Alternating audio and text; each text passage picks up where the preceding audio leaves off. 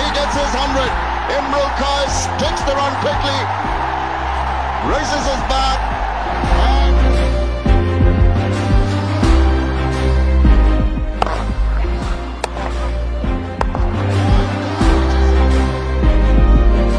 আসসালামু আলাইকুম, আমি ইমরুল কায়েস। আমি বাংলাদেশের সকল ক্রিকেট প্রেমী দর্শকদের প্রতি শ্রদ্ধা এবং ভালোবাসা রেখে একটা বিষয় জানাতে চাচ্ছি। আমি খুব শীঘ্রই আমার ক্রিকেট ক্যারিয়ারের একটি কঠিন সিদ্ধান্ত নিতে যাচ্ছি।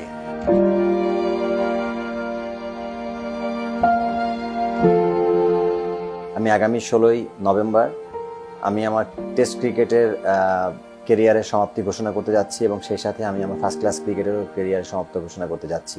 এটি আমার লাইফের 17 বছরের সবথেকে কঠিন এবং আবেগের একটি মুহূর্ত।